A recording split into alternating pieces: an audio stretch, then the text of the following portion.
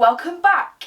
Today I'm going to be giving you some of my top secret epilepsy tips. These are just things that I wish I was told because the start of my epilepsy journey was a bit rocky and I didn't quite get the hang of it for quite some time, but I feel like I'm starting to get a handle on it now, and the things that I'm not quite good at, I know how I need to improve and I'm working on it. So I'm going to give you some tips today that I've had to learn so that you don't have to.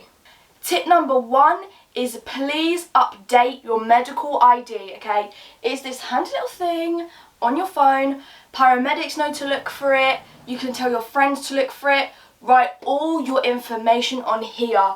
It's going to be so handy, especially if you're having a seizure and you're obviously unable to communicate. They can look at your phone and have all the information.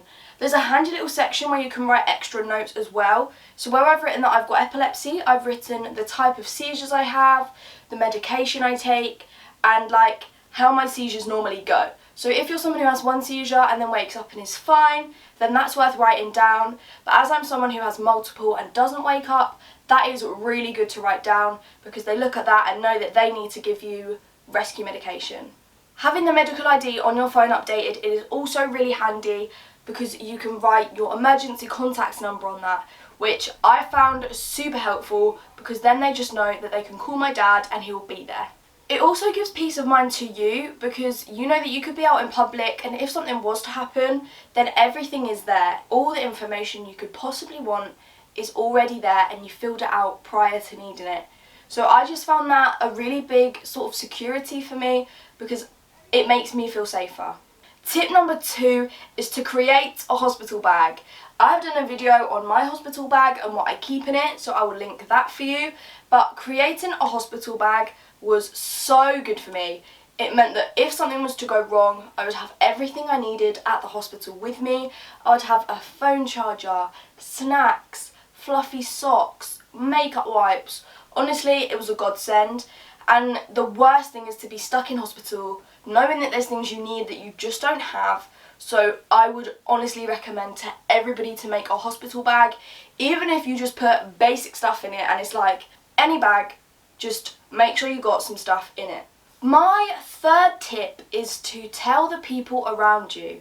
So when I got diagnosed, I was living away from home. I was living in a house with 2 other boys, and I made sure that they were aware of the whole situation. I made sure that they knew where my medication was. I knew that they made sure, like, just things like the recovery position and what to do when I have a seizure. And I gave them my dad's phone number. And then when I moved into my new house, where I lived with 7 other people, I believe, I made sure that each one of them knew because it was inevitable that I was going to have a seizure, and that is ultimately not the way I wanted them to find out because that would be embarrassing for me and pretty scary for them, and there is no need to put anyone in that position. This is also super helpful at school, so make sure that you talk to your school and like your teachers know what's going on, because I've had a few instances where it's been really helpful that the teachers have known my situation and they've been able to help in whatever way they can. Obviously, if you're in work, it's good to tell your employer as well and they can change and adapt to help you. But so far, I haven't been in the position where I've needed any help at work because I was a singing teacher on a Saturday morning and it was pretty chill. So luckily, I didn't need any help there. But if you do, then I'm sure that can be made available for you. What number was I on? Was that 3 or 4? It must have been 3. Tip number 4 is to keep everything noted down in your phone. Now I wish I knew this one because it would have come in so handy. But every time you go to a doctor's appointment, they're going to ask you like the date of your last seizure, what you were doing before it, what you were doing after it. How long did it last? They're going to ask you a list of questions. You didn't even know people could ask you this many questions, and they're just gonna ask everything, and you're gonna be sat there like, oh, I wish I'd written this down, and then you're gonna go, well, that's good because Ellie told me to write it down, so I'm so thankful. Thank you, Ellie. So here I am telling you, write it down, okay? every time you have a seizure or what could be a seizure or some sort of event or anything, write it down. It helps if you put it in your calendar and you like give it a little colour because we're organised over here. That is super helpful.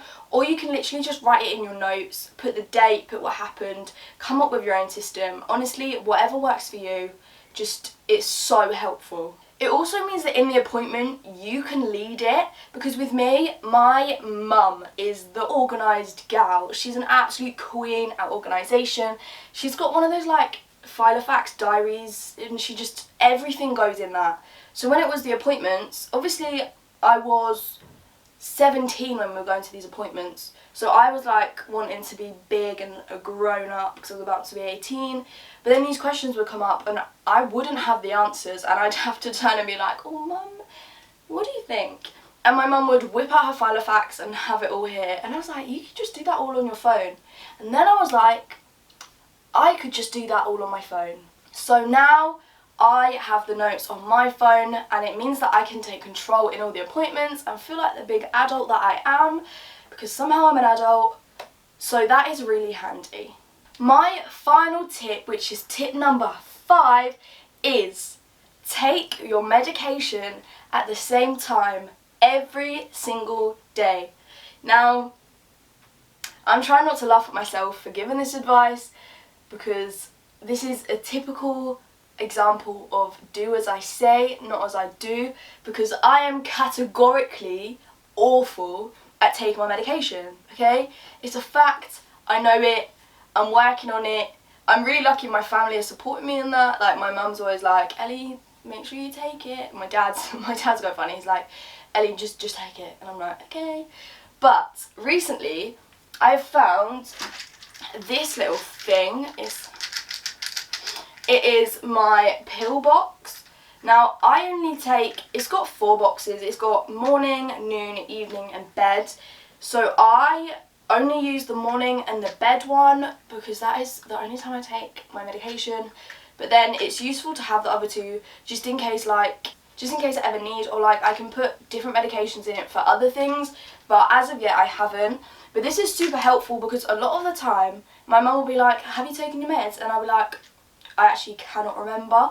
So this is really good because we can just look at it and go, oh, it's Monday morning, have I taken it? And if the Monday morning box is full, then obviously she hasn't. So that's really handy. I'd suggest getting one of those. Now the reason it is important to take your medication at the same time every single day is because that medication works inside your brain, and you want to keep the inside of your brain as level as possible. You don't want any spikes in this or spikes in that, or what. I'm trying to sound clever, but I don't actually know what I'm talking about particularly. But basically, if you take them at the same time every day, then you are covered. There's no risk of having avoidable seizures if you just take your meds at the same time every day. I found taking my meds a lot easier when I was in a routine and a habit with taking them. So when I was at drama school, it was really quite simple because I would wake up, have breakfast, then I would go to college. At first break, I would take my meds, then I would take it again when I got home and I have dinner. So that was quite easy for me because I always knew when I was taking it.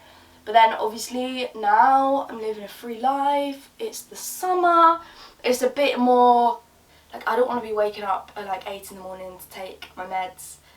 So like I'll wake up at different times every day and then I'll like forget, and that's really not helpful. So I will probably start setting an alarm just to wake up, roll over and take it, and then just go straight back to sleep, because hopefully my brain wouldn't even notice. That's quite clever. I'm going to do that. Another tip, a little extra tip for you there. When you're on summer, just set an alarm to wake up, roll over, have your meds next to your bed, take them, go back to sleep, because then you're covered. You've taken your meds. You've taken them at the same time. That's what I wish I'd done that as well. But those are my 5 top tips for anyone who is starting on the epilepsy journey, or someone who is even in their epilepsy journey and still trying to figure it out. That is okay. That is the exact position I was in, and I'm still sort of in, so we can get through it together. But that is all for today's video, and I will see you in the next one.